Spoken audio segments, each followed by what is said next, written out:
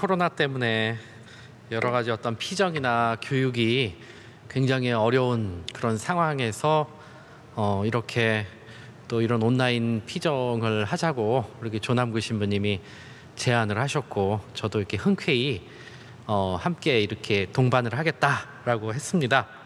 그래서 이렇게 지금 오늘 이 자리에 이렇게 섰는데, 아무리 코로나가 창궐해도 우리의 신앙이라는 것은 쉴 수가 없는 거겠죠. 멈출 수가 없는 겁니다. 왜냐하면은 신앙은 우리를 살게 해주는 그런 생명의 양식이고, 오늘 복음에 나오는 것처럼 바로 물과 같은, 생명을 주는 물과 같은 존재가 바로 신앙이기 때문에 잠시라도 이 생명의 물이 공급되지 않으면 인간은 건강하게 살 수 없다라는 거죠. 그런 점에 있어서 이런 신앙에 대해서 한번 이렇게 함께 성찰해보는 그런 시간, 저도 굉장히 은혜로웠고, 또 저에게도 많은 어떤 그런 활력을 주는 그런 준비하면서 그런 시간이었던 것 같습니다. 여러분들에게도 그런 신앙에 대한 성찰에 좋은 그런 기회가 되었으면 좋겠습니다. 잘 들리시죠? 이거 마이크 벗고 해도, 마스크 벗고 해도 되겠죠? 예, 혼자 있으니까. 그래요. 오늘 이 피정 주제와 관련된 거, 요한복음 4장 15절 부분인데, 여러분들 앞 시간에 이제 조남구 신부님이 이야기를 했어요. 이제 좀 여러 가지 그런 사례를 들면서 생명의 물과 관련된 그런 이야기를 했습니다. 그래서 저는 조금 더 좀 다른 관점에서 두 번째 시간에서는 죽음보다 강한 신앙이라는 주제로 한번 우리의 신앙에 대해서 성찰해보는 그런 시간을 좀 가져보고 싶어요. 복음에서 보면은 이 피정 주제와 관련된 이 요한복음에 보면은 예수님은 세상의 가치와 하느님의 가치 두 개를 이제 대비시켜요. 세상의 가치와 또 하느님의 가치, 이 두 가지를 대비시켜서 이 제자들과 오늘 복음에 나오는 그 사마리아 여인에게 참된 교육을 시키고 있죠. 하느님의 교육이 있고, 하느님의 가치가 있고, 세상의 가치가 있는데, 이 세상의 가치에 등장하는 소재가 바로 중요한 어떤 은유가 사용되는데, 상징적 은유가 사용되는데, 세상의 가치에 대해서 하나는 남편이고 하나는 물입니다. 같은 이야기예요. 근데 사실 인생에 가치가 있는 게 뭐가 있겠습니까, 여러분들에게? 아마 집에 가셔서 내 삶에 있어서 가장 중요하고 소중한 가치가 무엇일까 한번 생각을 해보고 노트에다가 적어봤으면 좋겠어요. 저도 한번 적어봤거든요, 여러 가지로. 그리고 나서 순서 없이 정하고 그것의 순서를 한번 매겨보세요. 1번부터 쭈루룩. 그러면은 아마 보이는 게 있을 거예요. 여러분들의 어떤 내면의 의식 안에서 여러분들이 어디에 여러분의 영에, 여러분의 마음에 중심을 두고 살아가는지 그 써놓은 그 목록을 보면, 가치 목록을 보시면은 분명히 알 수가 있을 겁니다. 여러분들 그 행복한 한스라는 그 동화가 있죠. 이제 바보 한스라고도 하는데, 이 한스라는 친구가 약간 좀 모자라요. 근데 돈을 벌기 위해서 고향을 떠나서 10년 동안 열심히 일을 해서 이제 큰 황금 덩어리를 하나 이제 모았습니다. 다 모아가지고 이제 그 재물을 모았더니 황금 하나하고 바꿀 수가 있었어요. 그래서 황금 덩어리를 가지고 이제 고향에 가서 효도도 하고 좀 잘 살아보겠다라고 생각하고 그 금덩이를 이 주머니에 넣고 이렇게 여행을 시작했습니다. 집으로 가는 여행을. 그런데 너무 무거웠어요, 이 금덩어리가. 저도 좀 그렇게 무거운 금덩어리 좀 이렇게 좀 가지고 다녀봤으면 좋겠는데, 그래서 너무 이제 좀 무겁기도 하고 좀 귀찮기도 해서 이렇게 보니까 어떤 사람이 소를 치고 있었어요. 소를 끌고 가고 있어요. 저 소를 끌고 가면은 좀 편하겠구나, 내가 몸에 지니고 있는 것이 아니니까. 그래서 소 주인에게 이야기를 해서 황금하고 소하고 바꿨죠. 그래서 뭐 타기도 하고 끌고 가기도 하고.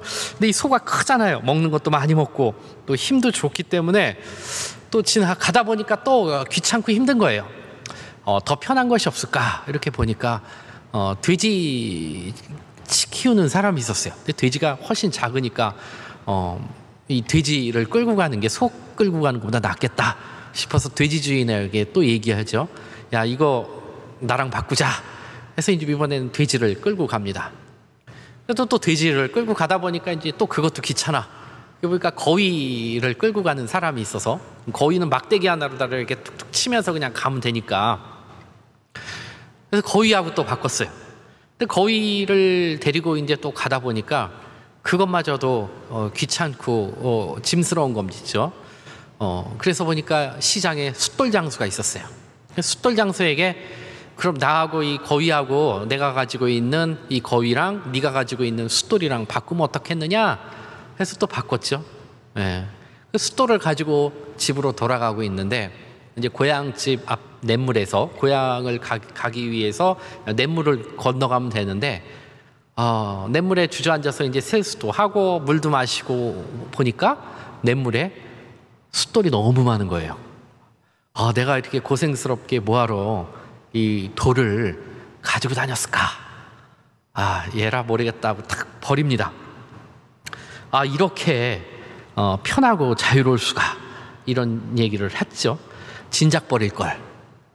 이렇게 하면서 휘파람을 불고 집으로 돌아갔습니다. 여러분들은 한스가 바보라고 생각하십니까? 네.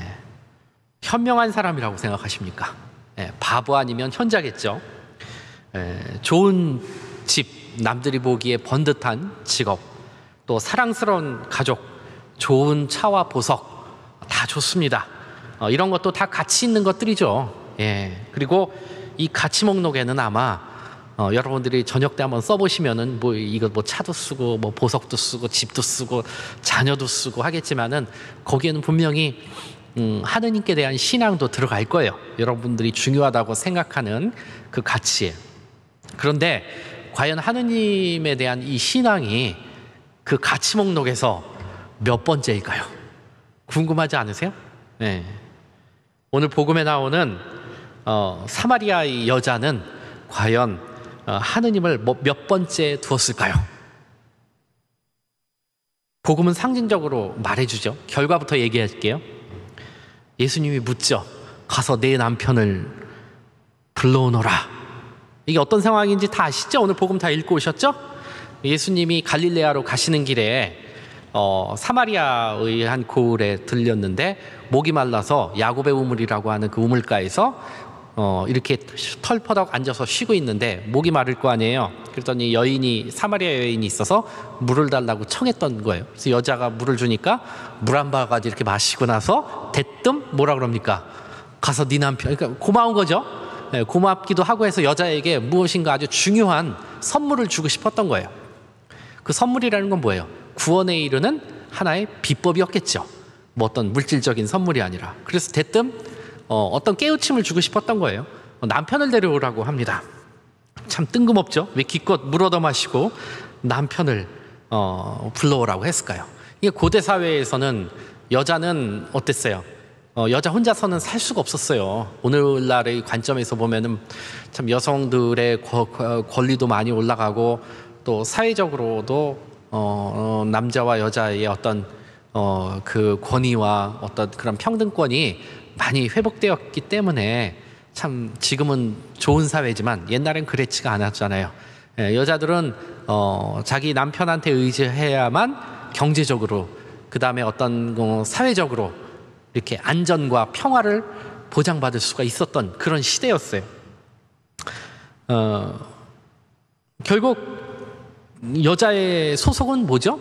여자가 거는 어떤 그 여자한테 그럼 가장 큰 가치는 뭐겠어요? 이 시대에 남자겠죠. 남편. 자기를 거두어서 자기를 먹게 해주고 자기를 안전하게 보호해 주는 것이 남자니까 남편이었죠. 그런데 여자는 여기서 참 이상한 행동을 합니다. 시치미를 뚝대요. 뭐라 그랬습니까? 남편이 없는데요? 그럼 뭐죠? 이 유부녀인데 분명히 나중에 다 이제 들통이 나는데 처녀 행세를 하는 거예요. 이 여자가. 왜 천여행세를 할까? 뒤에 나오겠지만 예수님이 마치죠. 남편이 몇 명이었다고요? 5명이었다라고 얘기를 합니다. 이 여자가 엄청 바람둥이였고, 마을에 이제 뉴페이스가 나타난 거죠. 새로운 얼굴, 잘생긴 남자가 나타나니까 이 남자를 꼬시기 위해서 저 같이 사는 남자 없습니다라고 이야기했던 걸까요? 아니죠. 여기서 남편이 5이라는 것은 자신의 삶의 방편으로서 세속에서 세상적인 가치를 둔다는 것이 결국 바로 이 남편이고, 그 남편이 5이라는 거예요. 5. 결국 이 5이라는 건 많은 숫자잖아요. 그죠?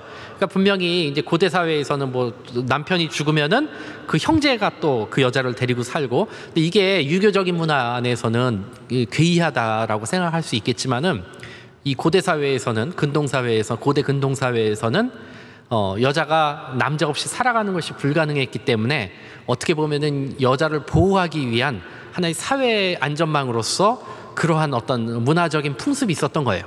그래서 유교에서는 남편이 죽으면 뭐 끝까지 뭐 수절을 해야 되는데, 근동사회에서는 남편이 죽으면 형제한테 가든지 아니면 그 부족의 다른 남자한테 이렇게 보내줘야만 했던 거예요. 그래서 이 여자한테 남편이 5이 있었다. 그리고 결국 예수님이 맞추죠. 남편이 없다라고 얘기했는데 남편이 5이라고 얘기했다는 것은 결국 너는 너의 어떤 그 삶은 전적으로 어디에 의존했다는 겁니까? 세상에 의존해서 너는 그동안 살아왔다라는 것을 예수님이 꿰뚫어 본 거예요. 그렇죠? 바로 이 남편이라는 것은 바로 이 세상의 가치를 의미하는 겁니다. 세상의 가치, 영적인 가치가 아니라. 그래서 여자는 왜 남편이 없다라고 얘기했을까요? 부도덕해서 아까 이야기한 것처럼 예수님이 마음에 들어서 꼬시기 위해서? 그게 아니죠. 남편이 5이나 있었지만 결국은 그 세상의 가치는 나의 어떤 영혼, 나의 어떤 근원적인 어떤 그런 영적인 어떤 평화와 안녕의 어떤 그런 욕구를 충족시켜줄 수 없었다라는 것을 의미합니다. 결국 우리가 뭐 돈도 많이 벌고 또 뭐 승진도 해서 높은 자리에도 올라가고 또 뭐 많은 또 원하는 어떤 그런 지식을 얻기도 하고 또 내가 좋아하는 사람을 가진 노력을 통해서 사회적으로 얻을 수도 있어요. 친해질 수도 있어요. 그렇지만 이런 것들이 결국 우리에게 근원적인 어떤 평화와 충만함을 줄 수가 없다는 거예요. 바로 그런 점에 있어서 이 여자는 남편이 5이나 되었음에도 불구하고 너 가서 남편을 데려와라 라고 얘기했던 것은 바로 너의 어떤 구원자, 너의 보루가 누구냐라는 것을, 누구이냐라는 것을 예수님이 물었던 거고, 이 여자는 결국 세상적인 어떤 그런 가치로서 여러 가지를 추구하고 내가 취하였지만, 남편을 5이나 취하였지만 나는 여전히 어떻다? 목마르고 나는 여전히 결핍되었다. 여전히 나는 가진 것이 없다. 그래서 텅 비었다. 그리고 나는 궁극적으로 구원받지 못했다라는 것을 이 여자는 예수님께 고백을 한 거예요. 그리고 이 여자의 어떤 영적인 어떤 현재의 상태를 예수님은 네가 전에 남편이 5이나 있었다라는 식으로 이렇게 말씀을 하신 거죠. 자, 결국 뭐 남자 5 있어도 그녀의 삶은 안전하고 충만하고 의미 있다고 느끼지 못한 것이고요. 남자가 없다는 말은 참 예수님이 이 여자가 남자가 없다라고 이야기한 것은 대단히 깊은 차원에서 우리가 오늘 복음에서 이렇게 알아들어야 합니다. 자, 그럼 이 남편하고 대동소이한 그런 어떤 상징적 은유가 또 뭐라고 그랬습니까? 이 세상의 가치 중에서 이게 유튜브 보면 이게 편집 잘하면 이렇게 위에 이렇게 자막도 이렇게 쫙 넣어주고 나중에 좀 해주세요. 짤로 만드실 때. 바로 물이죠. 물이에요, 물. 인체의 70%가 물로 돼 있죠. 예. 음식은 안 먹어도 물 안 먹으면 큰일 납니다. 제가 물을 잘 안 마셔요. 근데 제가 이 조신부하고 참 친하게 지내는데, 이 친구는, 이 조신부님은 물을 매일 2리터씩 마셔요. 네, 2리터씩 마시길래 왜 마시냐고 했더니만 살려고 마신대요, 조 신부님이. 그쵸? 우리 인체의 70%가 물인데 저처럼 안 먹으면은 물은 분명히 수분은 말라가지고 빠져나갈 텐데 보충이 안 되면 분명히 문제가 생기겠죠. 노폐물도 빠져나가지도 않을 것이고 신진대사가 활발해지지도 않을 것이고 몸의 염증 수치도 높아질 것이고 하루에 정말 맹물을 한 잔 정도밖에 안 마시고 평생 살다가 1년 전에 조신부님하고 같이 이제 물을 이제 2리터씩 마시는 그런 운동을 같이 했어요. 그래서 뭐 생활 습관을 바꿨더니만 확실히 제 생활이 많이 바뀌었다는 것을 이렇게 체험할 수가 있었어요. 그러니까 물을 한 번에 안 먹던 사람이 2리터를 어떻게 먹겠어요. 그래서 조금씩 늘려갔는데 한 번에 많이 마시는 것이 아니라 조금씩 자주 마시게 되었죠. 그러다 보니까 그 어떤 보약보다도 참 이 건강에 대해서 굉장히 좋아졌다는 것을 이렇게 느낄 수 있었습니다. 참 물은 참 인간의 생명을 유지하기 위해서 꼭 필요한 존재예요. 그래서 이 물과 관련된 그 상징은 이 교회 안에도 많이 있죠. 세례성사도 있고요. 여러분들 성수축복도 하고 그럴 텐데 물은 뭐 재생을 상징하기도 하고 탄생을 상징하기도 하고 정화를 상징하기도 하고 합니다. 그리고 더러우면 또 물로다가 청소를 하죠. 그래서 우리가 또 엄마 양수에서 우리 아기는 또 자라납니다. 그래서 그리고 또 심지어는 진화론자들은 인체의 70%가 물이라 그랬잖아요. 바닷물의 어떤 염분 농도, 바닷물의 염분 중에서 여러 가지 그 성분들이 있는데 이제 염화 나트륨 성분이 제일 많죠. 87%가 있고, 그 다음에 뭐 염화 칼륨, 또 칼슘이 있고 여러 가지 그 외에 이제 몇 가지가 이제 수십 가지가 이제 쭈루룩 있는데 큰 것만 얘기하자면 근데 이 나트륨이나 칼륨이나 칼슘이나 이 성분이 인간의 어떤 체액하고 바닷물의 어떤 그 염분 농도하고 염분 농도의 그 비율하고 굉장히 흡사해요. 그래서 진화론자들은 인간은 물에서 진화했다라고 이야기하기도 합니다.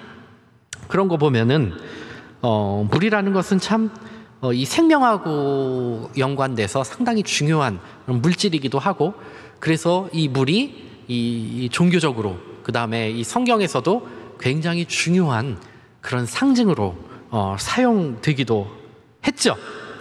오늘 예수님이 목이 말랐었어요. 그래서 유다인들이 상종도 하지 않는 사마리아 사람 그것도 여자에게 물을 청합니다. 그리고 이 여인은 자신을 개 취급하던 유다인 남자에게 물을 줍니다. 어찌 보면은 이 여자가 예수님에게 물을 줬다는 것은 생명을 선물한 거죠. 제가 말씀드린 것처럼 물은 생명을 상징하니까 그렇죠. 여기서 떠오르는 성경 대목이 하나 있잖아요. 자기의 어떤 원수죠. 이 여자 입장에서 예수님은 원수예요.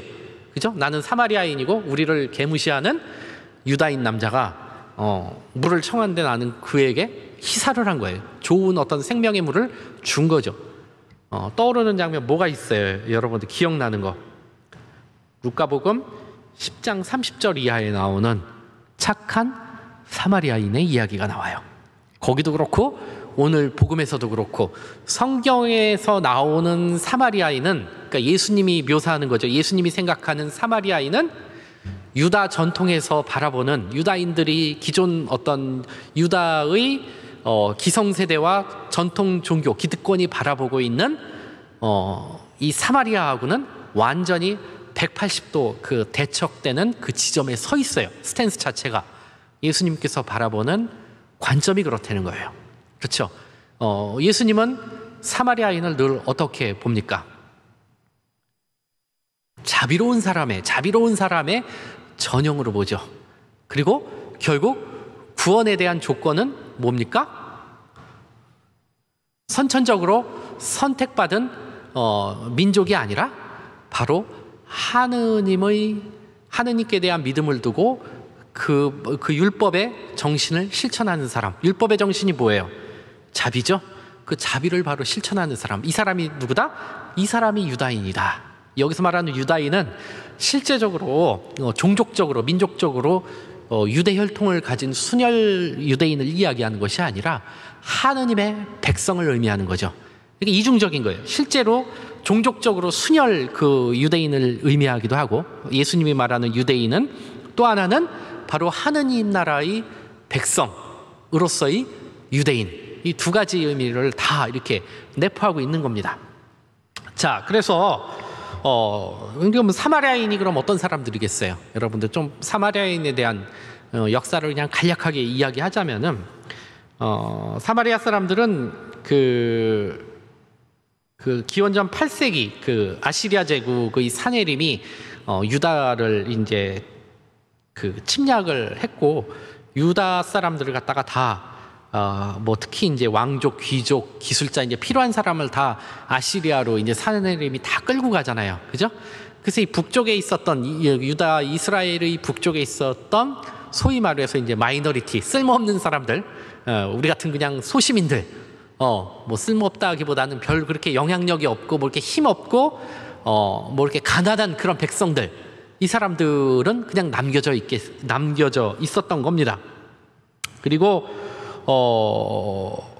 사마리아인은 아시리아에게 점령당하고 이제 그들하고 이제 그래서 결혼하기도 하고, 그러면서 이제 유다인들의 정체성을 잃어버렸죠. 이제 섞였기 때문에.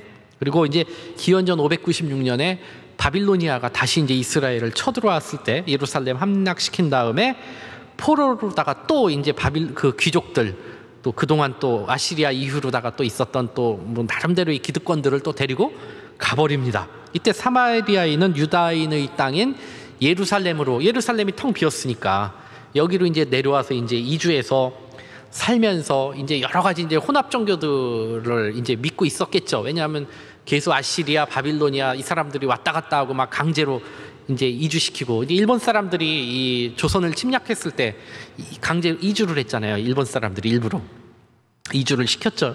어떻게 보면 이제 문화를 뭐라 그럴까, 혼종적으로 만들므로써 이제 우리 그 민족이 가지고 있는 고유의 문화 전통을 없애기 위해서 이렇게 이주 정책을 펼쳤던 거예요. 그렇기 때문에 이 유다인들은 이 사마리아 사람들을 아주 싫어했어요. 아주 이 근본 없는 사람들이라고 생각했고 아주 천시를 했죠. 네, 그래서 기원 후 1세기 독립에 대한 열망이 높아진 유다인들한테 사마리아인들은 아주 눈에 가시였습니다. 유다인의 정체성을 위협하는 그런 원수 같은 존재였죠. 그런데 예수님은 이런 사마리아인의 비유를 들어서, 오늘 이 여자도 마찬가지고 예수님, 원수 같은 유다인인 예수님한테 생명의 물을 준 이 여인, 어떻게 보면 자선을 베푼 거잖아요. 그 다음에 이제 루카복음에 나오는 착한 사마리아인, 그 어떤 그 사람들을 통해서 결국 사마리아인을 통해서 예수님은 이야기하시려고 했던 것은 바로 아까 얘기한 것처럼 바로 이 황금률이 뭡니까? 사랑이죠. 근데 사랑은 뭐죠? 구체적으로 뭐 원수 사랑, 이웃의 범위를 이제 확장을 하는 건데, 이 사랑은 이제 원수를 사랑하고 이제 친구를 사랑하는 거, 친구를 내 몸같이 사랑하고 원수까지 사랑하는 것이 이제 황금률이죠. 오늘 복음에 나오는 것처럼 이웃의 생명을 살리는 행동의 주인공으로 바로 이 사마리아인을 아주 줄기차게 초대를 하세요. 복음에 나오는 것처럼, 그죠? 예, 그래서 사마리아 여인에게 이웃은 이제 히브리어, 그리고 예수님이 사용했던 아람어로다가는 이제 레아라고 그러거든요. 레아. 우리 뭐 세례명도 레아가 있는데 그 레아는 아니고 레아라는 단어가 이웃이라는 뜻이에요. 그 히브리어로. 그런데 이 말은, 레아는 친구, 동반자, 몸종, 그리고 동물과 민족, 심지어 원수까지, 그 원수까지도 다 포함되는 말이에요. 그러니까 내 주변에 있는 모든 살아있는 존재자들이 다 뭐다? 이게 다 레아의 범주에 들어가는 거예요. 레아, 이웃의 범주에 들어가는 거죠. 그런데 이 유다인들은 어땠어요? 순혈 유다인들에게 이 레아는 사마리아인들이 가지고 있던 레아 관념하고는 좀 달라요. 이 율법 교사들과 바리사이들에게 레아라는 것은 이 이웃이라는 것은 같은 종교와 취향과 이데올로기, 그러니까 이데올로기는 뭐예요? 신념, 생각, 어떤 문화적인 순정성, 이런 것들을 공유하는 사람들만 어떻게 되는 거다? 이 사람들이 이웃인 거예요. 근데 예수님이 자꾸 어떤 자비로움, 하느님의 어떤 자비로움, 하느님의 사랑을 실천하는 구체적인 하나의 사회적 모델로서 사마리아인을 자꾸 언급하는 이유는 이 사람들의 특징이 비록 가난하고 핍박받고 서름받는 사람들이지만 이 사람들은 어떤 레아의 어떤 범위, 이웃의 범위를 확장시켜서 정말 하느님과 더 가까운 그런 삶의 방식을 취하며 살았다는 거예요. 우리가 그렇잖아요. 결국 그 사랑이라는 거, 자기 친구, 그 다음에 나랑 같은 대통령 찍은 뭐 같은 정당, 그 다음에 나랑 같은 취미, 같은 학교, 뭐 그 다음에 내가 사랑하는 사람, 내 취향에 맞는 여자, 남자, 내 친척, 뭐 이런 사람들만 내가 사랑한다. 이것은 어떤 사랑입니까? 굉장히 편협하고 왜곡된 사랑이죠. 그게 누가 그걸 보여줍니까? 유다인들이 보여주는 거예요. 바리사이들. 결국 오늘날에도 우리 가톨릭 교회 안에도 여전히 사마리아인과 같은 선한 그런 이웃보다는 유다인들 같은 그런 편협한 이웃들이 훨씬 많다는 게 가슴 아픈 일이죠. 아무튼 사마리아 여자에게 예수는 그래서 레아, 즉 이웃이었고 그 이웃은 나와 생명을 나누고 삶을 동반하는 사람이에요. 그리고 그것을 대단히 그 함축적이고 은유적이고 상징적으로 보여준 구체적인 어떤 물질 세계의 어떤 그런 존재가 바로 물이었던 거예요.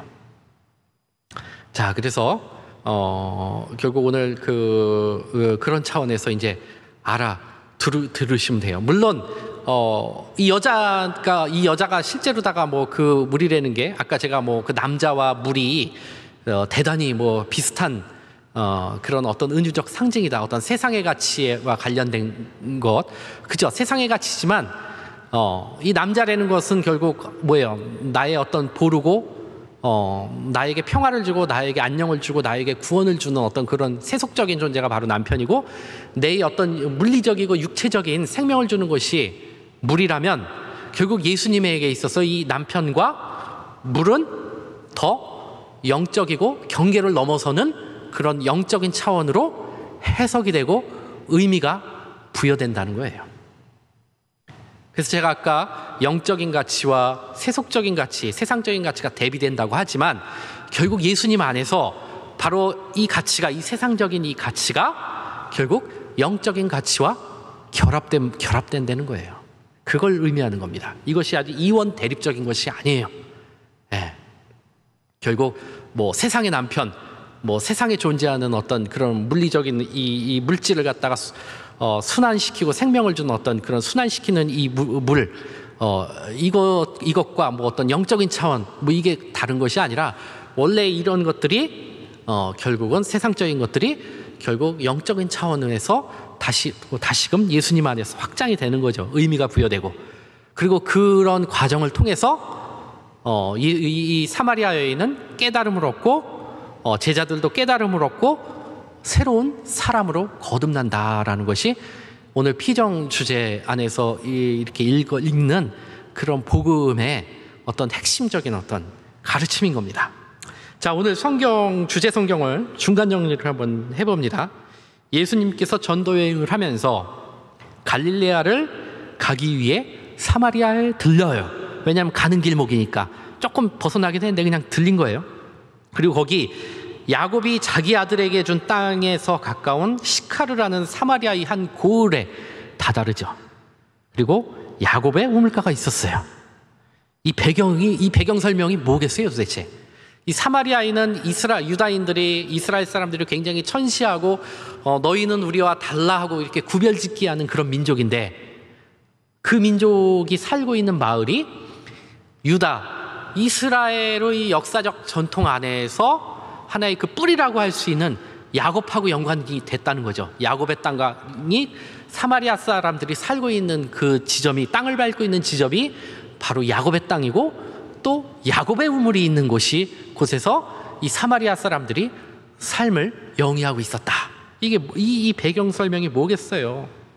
확장해서 생각해 보면 세상의 모든 마이너리티, 세상의 모든 사회적 약자와 가난한 사람, 고통받는 모든 형제 자매들, 또 이 사람들이 나와 상관없는 사람이 아니라 모두 하느님 안에서 한 형제고 한 뿌리라는 거예요.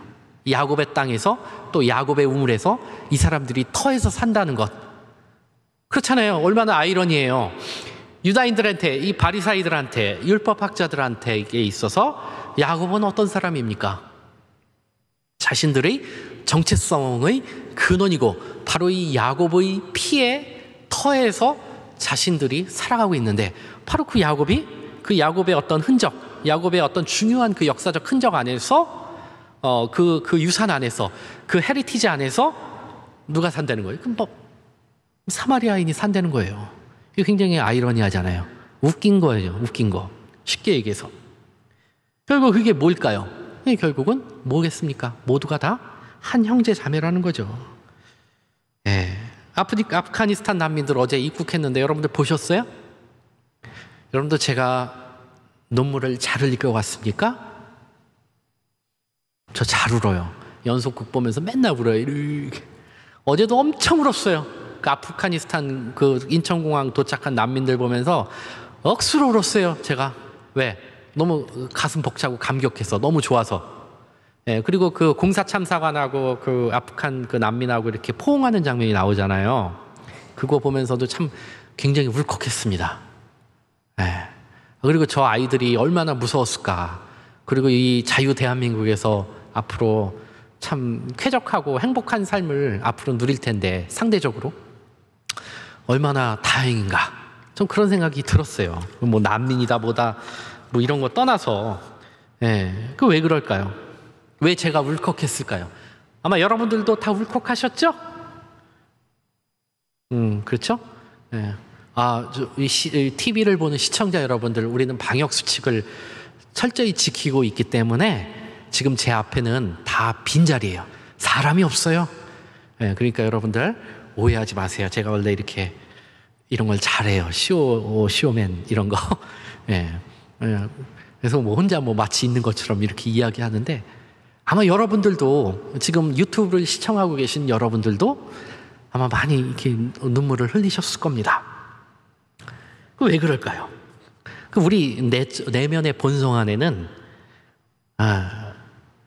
그런 어떤 하느님 안에서 이 묶인 그 존재들, 아프가니스탄 사람들이든 뭐 사우디아라비아 사람이든 수단 사람이건 미국 사람이건 영국 사람이건 다 뭐겠습니까? 인간은 다 뭐죠? 하느님의 어떤 그 모상이죠? 하느님의 루하, 하느님의 숨결에 의해서 창조된 존재들이에요, 인간. 그래서 결국 우리는 뭐예요? 하느님 안에서 모두 묶인 존재들이에요. 묶인 존재들이라는 게 뭡니까? 결국 한 형제고 자매고, 결국 이 보편적인 어떤 그런 본성 안에서 살아간다는 거예요. 그건 보편적인 본성이라는 게 뭐죠? 바로 인간에 대한 애정의 기반을 둔, 그 애정이라는 것은 신뢰도 포함하고 여기에 기반을 둔 연대죠. 여러분들 협동할 수 있는 생물이 뭐가 있을까요? 지구상에서 유명한 것들이 뭐 유인원 중에서도 있어요. 협동할 수 있는 사람들, 협동할 수 있는 생물들이. 또 뭐가 있어요?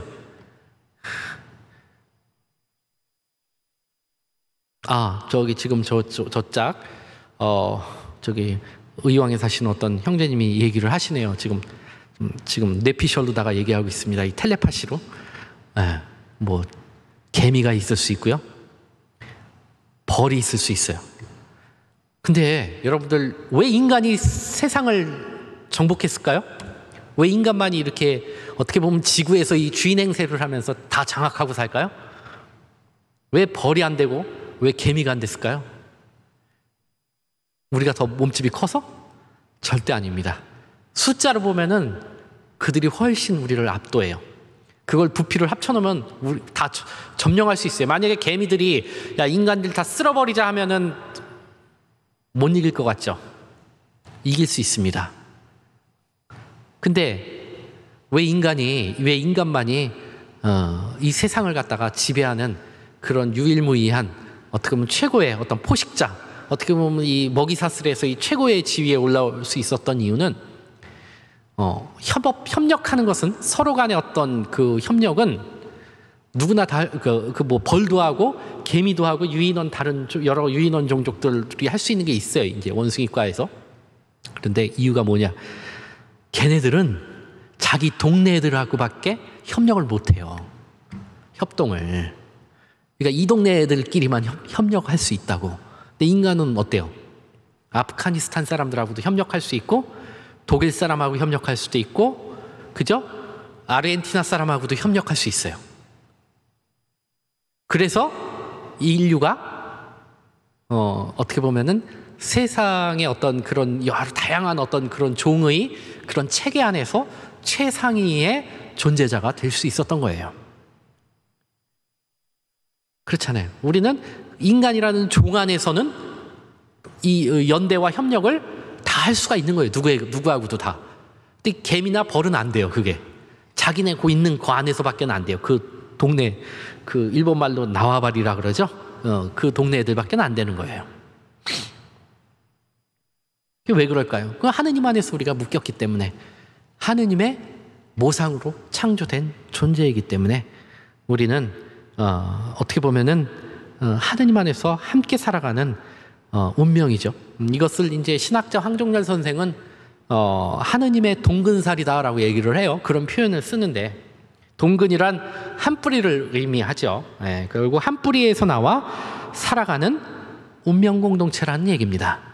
결국 아프가니스탄의 아픔과 처절함을 보면서 우리도 연민과 분노를 느끼는 것도 이런 이치예요. 근데 개미나 벌은 안 그래요. 한국에 사는 개미가 저쪽 저기 말레이시아에 사는 개미가 뭐 이렇게 주인한테 어떤 어린애한테 막 짓밟히고 부르다가 타 죽었다 그래가지고 절대로 연민과 분노를 느껴서 뭐 낙엽배를 타고 저기 말레이시아로 가가지고 연대가지고 그 꼬마행이를 갖다가 타도하고 이런 거 절대로 못합니다. 근데 인간은 할 수 있잖아요. 이게 바로 이 동근살이 때문에 그러는 거예요. 하느님 안에서 묶여있는 존재가 바로 인간이기 때문에. 그래서 바로 하느님께 뿌리를 두며 더불어 살아가는 존재라는 것을 사마리아의 땅 한가운데 존재하는 야곱의 우물을 통해 예수님은 우물가에서의 어떤 그 사건을 통해서 예수님은 일깨워 주려고 했던 겁니다. 그리고 여자가 등장하고 예수님이 물을 청합니다. 여자가 등장하고 예수님이 물을 청하죠. 사실 저 밑에 오늘 주제 복음의 한 23절에 보면요. 구원은 유다인들에게 온다. 유다인들에게서 온다라는 조건이 붙습니다. 말이 붙어요. 말이 있어요. 그러니까 유다인들에게 구원의 가능성이 있지만 그것이 그냥 자동으로 주어지는 것이 아니죠. 즉 하느님의 영과 진리를 아는 것이야말로 구원을 위한 필수 요소라는 겁니다. 성경에서 말하는 그런 구원의 조건은 하느님을 아는 지식, 지혜라고 하죠. 지혜에서 출발해서 하느님을 아는 지식에서 출발해서 율법으로 넘어가고 그 율법이 사랑과 자비 안에서 완성이 되는 겁니다. 이런 구조를 가지고 있어요, 사실. 그래서 오늘 복음의 주제는 사실 하느님을 아는 그런 지식과 관련되는 부분이에요. 맨 첫 부분과 관련된 건데 사마리아 여인은 그런 점에서 예수가 누구인지 알아보았죠. 언뜻 보면 예수에게 인간적 관심을 갖는 것 같지만 사실 예수는 자신의 삶을 구원해 줄 수 있는 사람이라는 걸 알아보죠. 가치를 알아본 거예요. 가치를. 그래서 예수님은 나의 구원자, 또 평화 보호를 주는 가치로서 여겨진 거죠. 그래서 네 남편이 누구냐 데려와라 했더니만 남편이 없다라고 얘기한 것은 바로 그런 이유에서 남편이 없다라고 얘기한 겁니다. 그러니까 이 사마리아 여인은 결국 뭐에 대한 얘기라 그랬습니까? 하느님을 아는 지식, 지혜. 예, 하느님을 아는 지식과 지혜를 두 글자로 뭐라고 하지요?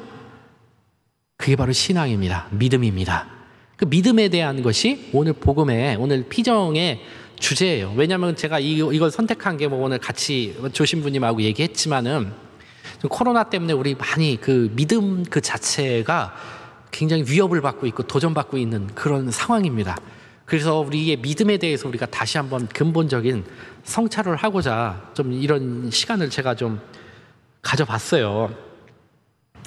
자, 그렇다면은 하느님을 아는 이제 지식을 이제 가지고 있는 이 사마리아의 여자는 예수님을 만났고 이제 행동의 변화가 있어야 하겠죠. 행동의 변화는 무엇으로 나타납니까? 율법으로 나타납니다. 율법이 바로 뭐예요? 법이에요? 그냥 우리가 아는 법? 여기서 말하는, 제가 말하는 율법이라는 것은 우리의 삶이 하느님 보시기에 의로운 삶의 방식들의 총합을 뭐라 그런다? 그게 율법이에요. 그리고 물동이를 버리고, 물동이라는 건 뭐예요? 그냥 세상에서 인간에게 생명을 주는 어떤 그런 물, 그 필요 없죠. 왜? 물 기르러 왔을 거 아니에요. 근데 아까 그랬잖아요. 제가 하느님의 어떤 가치가 있고 세상의 가치가 대비된다고 했죠. 그런데 이 여자는 세상의 가치로서 물, 인간의 어떤 그 생체를 갖다가 건강하게 만드는 그런 물을 버리고, 물질적인 차원에서 이 물을 버리고 영적인 생명수를 예수님한테 얻었잖아요. 그러니까 물동이를 버린 거예요. 그리고 나서 달려가죠. 마을로 달려가서 예수가 그리스도라는 건 뭐예요? 남편이다. 남편이 뭐예요? 그리스도라는 건 무슨 뜻이죠? 네, 시카고에 있는 우리 마르코 씨, 뭐예요? 네, 바로 구원자죠. 구원자. 남편은 구원자를 의미하는 거예요. 결국 예수가 구원자다라는 얘기예요. 나를 구원할 수 있는, 나에게 평화를 주고 나에게 안전을 주고 나에게 영원히 목마르지 않는 그런 생명의 어떤 그런 물을 주는, 영생을 주는 바로 그런 남편, 그런 보로, 내 삶의 어떤 보로, 그게 바로 누구다? 그게 바로 예수다. 남편이라는 표현 대신에 그리스도라는 말을 쓴 거예요. 이 사마리아 여자가. 그래서 우리가 믿는 것은 이제 그러니까 이제 사람들은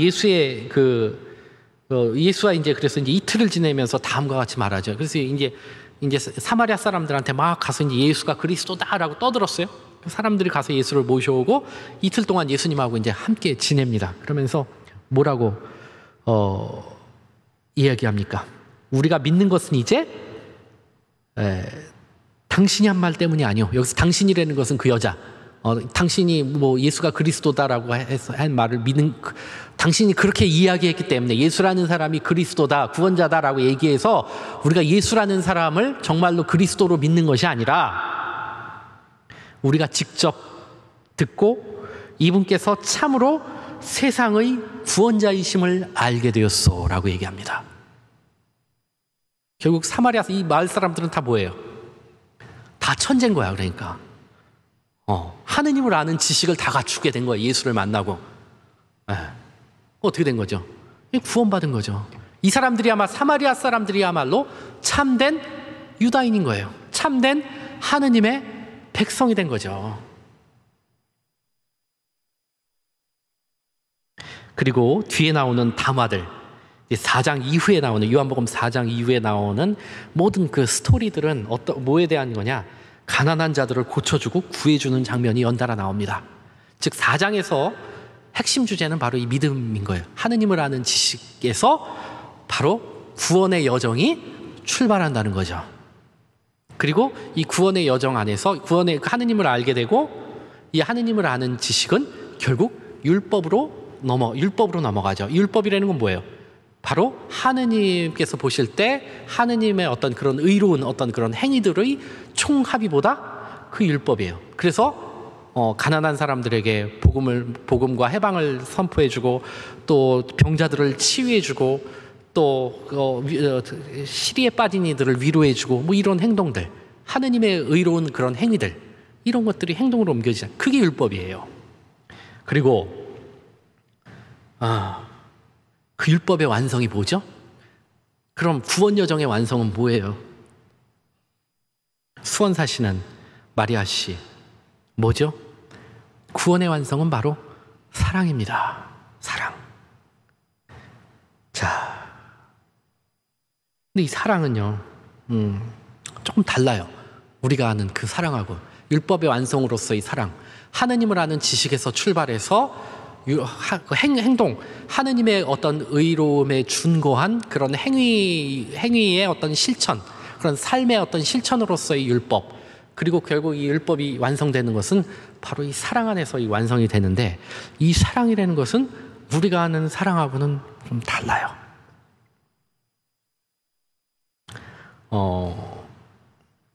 예수님이 이 사랑이라는 것은 이제 탐진치에 대한 얘기를 할 거예요. 제가 이제 불교에서 말하는 탐진치. 근데 이 탐진치 얘기하기 전에 그냥 감각적이고 감성적인 어떤 사랑이라고 해요. 내가 좋아하는 사람, 나의 어떤 뭐 소위 말해서 이제 궁합이 맞아서 또 내 취향이 맞아서 하는 그 사랑하고는 좀 달라요. 사마리아인의 비유 아까 얘기했죠? 루카복음에 나오는 착한 사마리아인의 비유에 보면은 길을 가다 피투성이가 된 이방인을 보고 측은한 마음이 든다라고 얘기를 했어요. 사마리아 사람의 마음이 측은한 마음이 들었다고 그러거든요. 그게 이제 그리스어로다가 스플랑크니조마이라는 말이에요. 스플랑크조마이. 그리스어로 이 스플랑크조마이가 한국말로 하면 무슨 뜻이냐 하면은 측은한 마음이 든다. 이거는 한국말인데, 이거 이제 한국말이 아니라 이제 직역을 하자면은 이 뭐예요? 그 내장을 쥐어짜는 아픔을 느낀다, 이런 뜻이에요. 네. 거기서 사용된 단어가. 스플랑크니조마이라는 말이 또 어디 나오느냐? 성경에, 신약 성경에 어디 나오느냐? 예수님께서 마테오복음 14장 14절에도 나오시는데, 예수께서 배에서 내려 큰 무리를 보시고, 거기 뭐 이렇게 병자도 있고 배고픈 사람도 있고 그냥 뭐 절름발이도 있고 나병 걸린 사람들도 있고 뭐 많아요. 그 사람들을 보면서 그들을 불쌍히 여기시고 그 가운데서 앓는 사람, 병든 사람을 고쳐주셨다라는 이야기가 나오거든요. 네, 불구자, 뭐 절뚝거림, 병자의 통증, 나병 환자의 외로움을 느낀 예수는 그들을 돕지 않고서는 자신을 용납할 수가 없어요.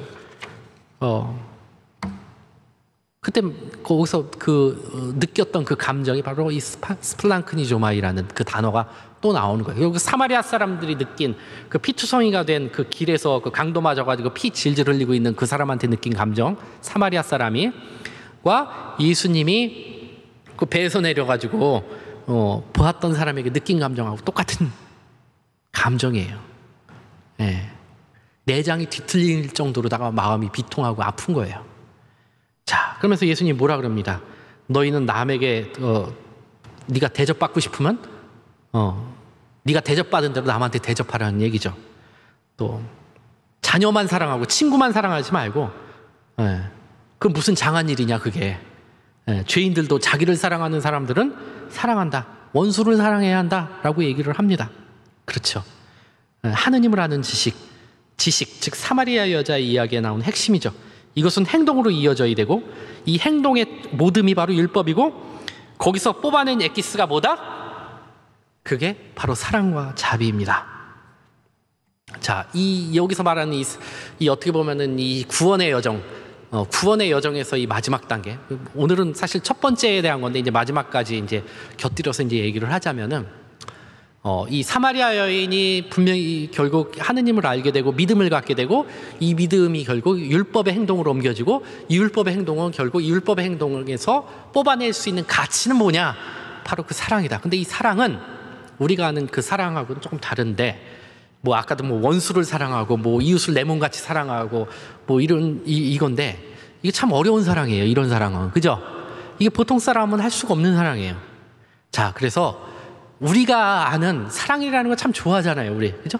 근데 우리가 아는 사랑과 이 소위 말해서 구원의 여정 안에서 이렇게 믿음을 통해서 믿음에서 시작해서 율법으로 넘어가서 사랑으로 완성되는 그 완성품으로서의 그 사랑과는 어떻게 다르냐? 이 인간의 사랑은 탐진치에 준거한 사랑이고, 이 구원 여정에서 구원을 완성시키는 사랑은 바로 하느님의 사랑인 거예요. 탐진치가 뭐예요? 탐진치라는 것은 불교에서 불교의 어떤 최고의 목표는 바로 해탈하는 거죠. 성불하는데 윤회를 멈추고 해탈하는 것이 불교의 어떤 구원관의 궁극적 목표인데, 그것을 방해하는 그릇된 욕망이 뭐냐?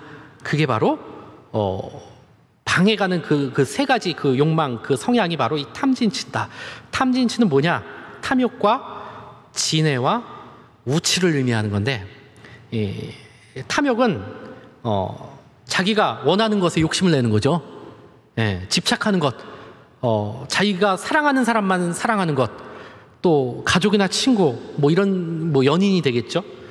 또 자기 뜻에 맞는 일에 집착하는 것, 그것만 사랑하고 그것만 좋아하는 것, 이게 뭐예요? 이게 탐진치에서 이게 첫 번째 그 탐욕에 해당되는 것이고, 진해는 뭐예요? 분노하는 거죠. 왜 분노하겠습니까? 욕구가 충족이 안 되니까, 내가 갖지 못하기 때문에. 인간의 사랑은 그래요, 여러분들. 얼마나 조건적입니까? 그렇죠? 제가 아는 어떤 자매님이 조금 늦게 결혼을 하셨는데, 이렇게 남자가 이렇게 쫓아다니면서 이제 뭐라고 유혹을 했냐면, 난 너의 그 종이 되겠다 라고 얘기를 했어요. 그래가지고 감동해가지고 결혼을 했대요. 아마 여러분들도 똑같은 경험이 있으실 거예요. 그리고 나서 몇 년 살다 보니까 어떻게 돼요? 종으로 살기는커녕 왕자님으로 살겠죠, 이 남편이. 그래서 너 나한테 종으로 살고 나한테 잘해준다 그랬는데 왜 이따위로밖에 못하니? 라고 얘기하니까 남편이 이렇게 얘기를 했대요. 야, 나도 왕자인데 한 집안에 왕자하고 공주하고 어떻게 같이 사냐? 둘 다 왕자하고 공주면은 이게 어떻게 돌아가겠냐? 이렇게 얘기를 하더래요. 이게 말이 달라지는 거죠. 그럼 어떻게 되겠어요? 마음속에서 이 사랑이라는 것은 아쉬움과 서운함과 분노로 바뀌겠죠. 이게 뭐예요? 이게 바로 탐진치에서 그 두 번째 그 진해에 해당되는 거예요. 진해. 그 다음에 이제 우치는 뭐예요? 현상이나 사물의 도리를 이해할 수 없는 어두운 마음으로 인해서 있는 그대로의 모습을 판단할 수 없게 되죠. 아까 뭐라 그랬습니까? 그래서 이 여자가 가서 동네에 가서 사마리아 사람들에게 가서 이제 동네 사람들한테 예수가 그리스도다라고 얘기하니까 사람들이 어떻게 됐어요? 그래? 그러면 모셔와가지고 예수님을 배척했습니까? 아니죠. 예수님을 보고 난 저 여자가 이분을 그리스도다라고 해서 믿는 것이 아니라 내가 직접 보니까 이분 정말 그리스도가 맞다. 이게 뭐예요? 이게 사물의 현상. 있는 그대로 선입견 없이, 그리고 어떤 편견 없이 내가 사물을 그대로 바라본 거죠. 이 사람은 우리의 원수인 유다인이야. 이 사람은 이방인이야. 이 사람은 내가 경험해봤는데 이런 사람은 사기꾼이 많아. 이런 사람은 어떻게 되겠습니까? 제대로 진실을 파악할 수 없게 되겠죠. 이게 바로 우치입니다. 보통 인간들은 바로 이 탐진치의 준거에서, 이것의 바탕에서 사랑을 하게 됩니다. 근데 예수님의 사랑은 뭡니까? 예수님의 사랑은 어때요? 탐욕의 측면, 탐진치에서 탐욕의 측면에서 경계가 있어요, 없어요? 경계가 없어서 어디까지 가죠? 원수까지 갑니다. 그렇죠? 진해의 측면에서 하느님의 사랑은 뭡니까? 분노하지 않죠. 온유하죠. 그래서 왼뺨을 맞으면 오른뺨도 돌려대고 겉옷을 벗어달라고 그러면은 이런 싸가지 하면서 막 분노하는 것이 아니라 속옷까지 벗어주는 거죠. 분노하지 않습니다. 사랑은, 예수님의 사랑, 하느님의 사랑은 온유하죠. 그리고 세 번째, 사물의 현상이나 도리를 제대로 잘 파악하는 것, 우치. 예수님은 누구랑 놀았죠? 죄인들하고 놀았죠? 세간장 마테오하고 놀았고 친했고, 또 몸을 팔던 막달레나 여자 마리아하고 친했고, 어땠어요? 그 사람들에게서 하느님의 선성을 보았고 하느님의 어떤 의로움을 그들에게서 보았죠. 그들이 어떤 직업을 가졌고 어떤 배경에 있었고 이런 것들에 기초해 가지고 사람을 바라보지 않았습니다. 그렇죠? 네, 그런 점에 있어서 우리는 탐진치에 의해서 사랑하라는 것이 아니라 그런 사랑을 버리고 하느님의 영의 눈으로, 바로 이 사마리아 여인의 어떤 그런처럼 하느님의 모습, 하느님의 영의 눈으로 우리가 세상을 바라보고 하느님의 사랑을 따라야 한다라는 겁니다. 오늘 복음은 인생의 최대 가치를 발견하고 집중해야 된다라는 겁니다. 예수가 나의 보루이고 구원자임을 알아야 합니다. 이는 아는 것은 이런 것을 아는 것은 삶의 변화를 이끌어내야 하죠. 탐진치를 버리고 예수 그리스도의 벗을 내 몸과 같이 사랑하고 원수를 사랑하는 삶으로 나아가야 하겠죠. 그래요. 오늘 지금 사실 오리게네스의 그 성경 해석 세 가지 관점 보면은 지금 시간이 없으니까 짧게 얘기하자면은 축자적 해석, 도덕적 해석, 영적 해석 이렇게 세 가지가 있거든요. 오리게네스 교부의 어떤 성경 해석에서 축자적 해석은 문자 그대로 문자가 가리키는 것을 사건 그 자체로다가 그냥 보는 거예요. 이거 2단 해석이라고 하고요. 그다음에 도덕적 해석, 이건 어떤 도덕적 가치를 끌어내는 거예요. 예를 들어서 낯선 사람한테 이렇게 물을 주고 이렇게 도와주고 이렇게 사랑과 자비를 베풀어야 된다. 이게 윤리적인 행동을 이끌어내는 건데 이건 초보자들의 해석이라고 그랬고요. 마지막으로 이제 영적 해석이라는 것은 이 각자의 삶에서 이것이 어떻게 적용되고 또 영적으로 변화시킬 것인지를 스스로 깊이 묵상할 것을 요구하는 그런 해석이 바로 영적 해석이다라는 겁니다. 그래요. 정말 우리에게 오늘 피정 마지막 강의의 주제는 이제 믿음에 대한 거예요. 믿음. 그래서 믿음이라는 것은 어떻게 보면은 예수와 만나고 예수를 아는 그 지혜와 지식을 의미합니다. 그래서 성경을 읽고 묵상하고 그분의 모습을 반추하는 거죠. 그러면 자연스럽게 행동으로 옮겨지는데 이 행동은 아까 얘기한 것처럼 탐진치를 지향하고 자연스럽게 일상 안에서 사회적 약자와 가난한 이들에 대한 자비의 형상 안에서 이루어질 것입니다. 그래서 가장 중요한 것은 먼저 예수를 아는 것이다. 예수를 안다는 것은 믿음을 갖추는 것인데 믿음은 바로 이상적인 삶에 대한 신뢰이자 충성입니다. 그래요. 그런 점에 있어서 우리 코로나 시기 여러 가지 어려움도 많고 신앙적으로 이렇게 약해지기가 쉽습니다. 이럴 때일수록 더 성경을 읽고 예수님과 대화함으로써 우리의 삶이 변화될 수 있는 우리 삶이 진짜 완전히 그 사랑으로 하느님의 어떤 그런 자비 안에서 사랑 안에서 완성될 수 있는 삶이 될 수 있도록 우리 끊임없이 성찰하고 이렇게 우리 스스로를 일상생활 안에서 이렇게 닦아나갈 수 있었으면 좋겠습니다. 그래요. 여러분들 늦은 시간까지 시청해 주셔서 감사드리고 그래요. 또 다음에 또 이렇게 만날 수 있는 그런 기회가 되었으면 좋겠습니다. 감사합니다.